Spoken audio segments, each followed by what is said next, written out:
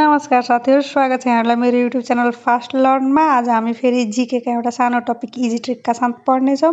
Video उपयोगी भए च्यानललाई सब्स्क्राइब गर्न नबिर्सिनु होला र भिडियोलाई लाइक अवश्य गर्नु होला। ल त स्टार्ट गरौँ। जीके को टपिक चाहिँ महाभारत युद्ध हुनुभन्दा अगाडि 5 पाण्डव कुन गोप्य नामले बसेका थिए र उहाँहरुको काम के थियो, हामी यही इजी ट्रिक का साथ पढ्ने छौं। भिडियो लास्टसम्म हेर्नु होला, उपयोगी चाहिँ अवश्य हुन्छ। पाण्डवहरुमा सबभन्दा जेठो युधिष्ठिर थिए। युधिष्ठिरले आफ्नो नाम कंक राखेका थिए र उनी राजा विराटको सल्लाहकार थिए। युधिष्ठिर आफ्नो नाम कंक र राजा विराटको सल्लाहकार थिए। अब ट्रिक कसरी बनाउने, युधिष्ठिरलाई युद्ध बनाउने। युधिष्ठिरमा युद्ध लुकेको छ, युद्ध युधिष्ठिर कंक शंख जस्तो प्रोनाउन्सिएसन गर्छ, कंक शंख र विराट वीर भइहाल्यो, विराट वीर।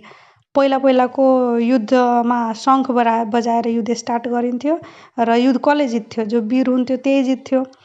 त्यही अनुसार हाम्रो युद्ध सुरु गर्न शंख बजाउनु पर्छ र जित्न वीर हुनुपर्छ। युधिष्ठिर युद्ध, कंक शंख र विराट वीर।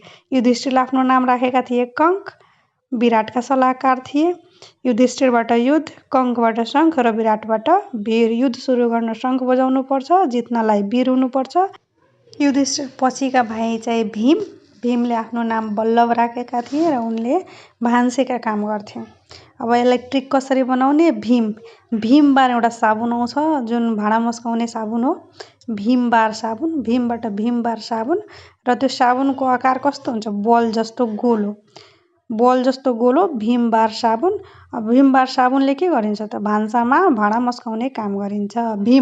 भीम बार साबुन, साबुनको आकार गोलो, बल जस्तो बल्लभ र साबुनले के काम गर्छ त, भाँडा मस्काउने काम गर्छ भने भान्सेका काम, भान्सामा भाँडा मस्काउने काम, भान्सेका काम। भीम नाम बल्लभ र भान्सेका काम, भीम बार साबुन, बल आकारको गोलो र भान्सामा भाँडा मस्काउने काम, भीम बल्लभ र भान्से।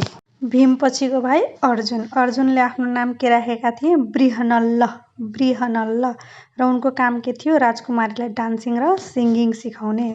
अब ट्रिकमा जाऊँ, ट्रिक कसरी बनाउने। अर्जुनको नाममै के छ, जुन भनेको मुन।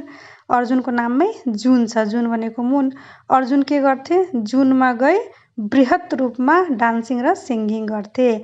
अर्जुन जुनमा गई बृहत रूपमा डान्सिङ र सिङ्गिङ गर्थे। अर्जुनबाट जुनमा गएर के गर्थे, बृहत रूपमा, बृहतबाट बृहनल्ल र के गर्थे, डान्सिङ र सिङ्गिङ। होप्सो सजिलो लाग्यो होला। अर्जुन पछिको भाइ नक्कुलले आफ्नो नाम ग्रान्थिक राखेका थिए र उहाँको काम घोडाको हेरचाह गर्ने थियो।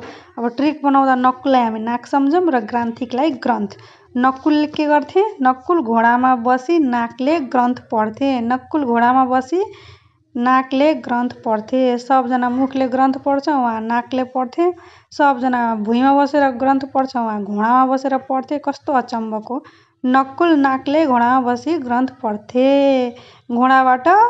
घोडाको हेरचाह र ग्रन्थबाट ग्रान्थिक। पाण्डवहरूको सबभन्दा कान्छो भाइ सहदेव। उहाँले आफ्नो नाम के राखेका थिए, तन्तीपाल र उहाँले काम के गर्थे, गाईबस्तुको हेरचाह गर्ने।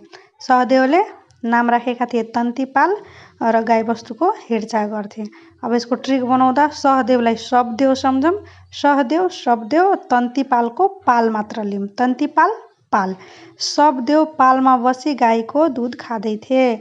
शब्देव पालमा बसी गाईको दुध खाँदै थिए। सहदेवले आफ्नो नाम के राखेका थिए, तन्तीपाल, पालमा बसी तन्तीपाल र काम के गर्थे, गाईबस्तुको हेरचाह, गाईबस्तुको दुध खाँदै थिए। 5 पाण्डवका साथ उनकी बुढी द्रौपदी पनि गुप्तवासमा बसेका थिइन् गोप्य नामले। उनले आफ्नो नाम चाहिँ सौरन्ध्री राखेका थिइन् र उनको काम चाहिँ रानीको सेविकाको रूपमा थियो। अब यसलाई ट्रिक बनाउँदा हामी द्रौपदीलाई द्रौपदीले सम्झौँ, द्रौपदी